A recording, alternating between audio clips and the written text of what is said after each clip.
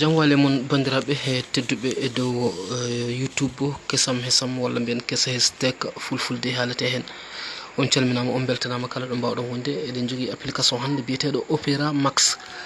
On jimmi sifanade bandiraɓe ko application baɗɗo fayida no fewi. Application mo jiiɗa oɗo Opera Max oɗo mo jiiɗa oɗo Opera Max omo wawi uddude connexion mbaɗen yeru tawaɗa e navigation. A yiiɗi uddude message uji garoji e WhatsApp guddaɗi mbawa wadde navigué wata forfait ma gasde, walla application ngaji goɗɗi non toon kewɗi publicité guddaɗi wata publicité arde. ɗiɗon foof aɗa wawi wadde, walla hen ɗi a hutortako eɗi kewi addude maɗa sa fo notification. ɗum ɗo foof wawi uddude ɗum, et puis kadi o ustanma forfait maɗa. So tawi e ñalawma aɗa foti sumde hakke temedere, on wawi ustandema ha yetto 60. eyyi aɗa wawi ustude sa tawi aɗa fotino bonnude hakke 40 ma o ustane, o waɗatma o usta ha ara 60. ko yeru kollumon ɗo application en piyam naate nder o wiyete ko Opera Max. sa yetto Play Store ma tawmo toon, walla less description biyeteɗo kesam hesam ɗo tan mami waɗ description less vidéo so Allah jaaɓi. Voilà application moni application nan donnéji ɗi ko mbaɗɗa ko kutiɗa ko wala voir économie et économiser, c'est à dire économie ɗi donne ko hono forfait ma o waɗanmo économiser ko sumanno e ñalawma foof ma ustu ha wiya dak. ɗum ɗo ko par jour, ɗum ɗo noon ko par mois, eyyi ɗum ɗo ko e nder lewru. Voilà joni kala application ɓurɗo wawde sumde e forfait maɗa mo holle ɗo, par ce que min oɗo min heewi hutorade oɗo vidmat mo jeeton ɗo, par ce que oɗo jara jusqu'à 141 mégabits par mois, donc de 1er au 31 mars. Donc ça consomme trop. Bon, le WhatsApp kadi ko non, WhatsApp c'est 55,1 mégabytes. donc ça se suive ni reggodirta kala application bawɗo sumde forfait ko ɗin o reggodirta ɗo. ko wona ɗum ko en jaltan ɗo jehen dowga, sa fiiga dowga tan ma yiga, sa welama mbaɗamo e marché piya ɗo mbaɗa ɗo woni a ñifimo. Voilà déconnecté maintenant. Souvent sa welama tan ko ɗo tan mbaɗirta ni, sa fi tan woni a waɗimo connecté maintenant, joni omo waɗi connecté. Voilà ko yiɗi fouta fo en garan ɗo gestionnaire des applications. Voilà gère des applications, donc gestionnaire des applications. sa ari tan application aɗi foof a tawan ɗiɗo cumoji walla mo jiɗɗa ustude doole muɗum e cumu he.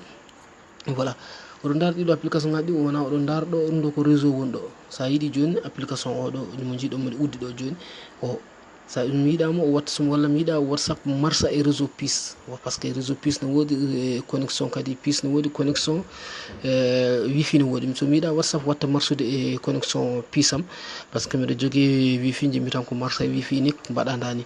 joni so pis ma o hayso waɗi connexion WhatsApp o marsata kala application ma yiɗa marsa e connexion maɗa banggal réseau walla forfait maɗa pis o marsata. joni noon sa yiiɗi wattude watta marsa piya o yaltaga nder banggue o iwaga banggue ñamoka o arta banggue nano.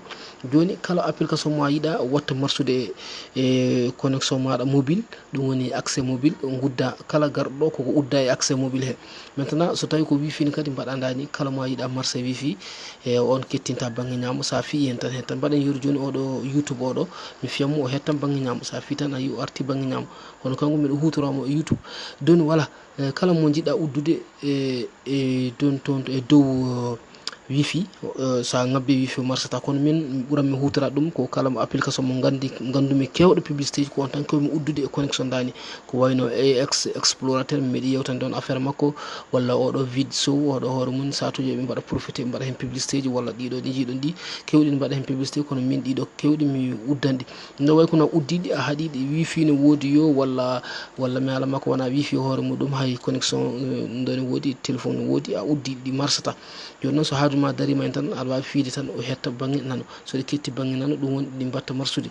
voilà joni noon ko wona ɗum ko mi holli on accès wifi o e accès mobile o foof. voilà ɗum ɗo ko plan d' arrière.